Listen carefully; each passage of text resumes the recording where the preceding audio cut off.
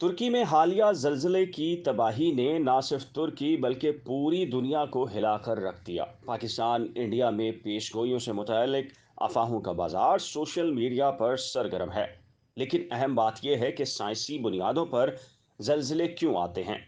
नाज़रीन, इस हवाले से साइंसदानों का मानना है कि ज़मीन की बैरूनी सतह या परत मुख्तलिफ हिस्सों के मिलाप से बनती है, जिन्हें प्लेट्स या थालियां भी कहा जा सकता है।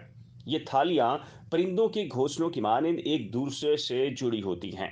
अक्सर ये प्लेट्स हरकत करने की कोशिश करती हैं, लेकिन मुख्तलिफ प्लेट्स के दरमियान रगड़ की वजह से इनमें हरकत नहीं हो पाती। लेकिन कभी कभार थालियों के दरमियान दबाव इतना ज़्यादा हो जाता है कि एक थाली अचानक अपनी जगह से खिसक जाती है, जिससे ज़मीन की सतह हिलकर रह जाती है। 6 फरवरी 2023 को तुर्की में आने वाले ज़लज़ले में शुमाल की जानिब हरकत करती हुई अरबियन प्लेट और अनातोलियन प्लेट में रगड़ पैदा हुई।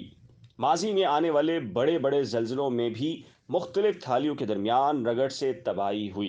कहा जाता है कि तुर्की के इसी इलाके में 13 अगस्त 1821 को भी 7.4 की शिद्दत का ज़लज़ला आया था। तहम इसकी शिद्दत 6 फरवरी 2023 के ज़लज़ले से खासी कम थी।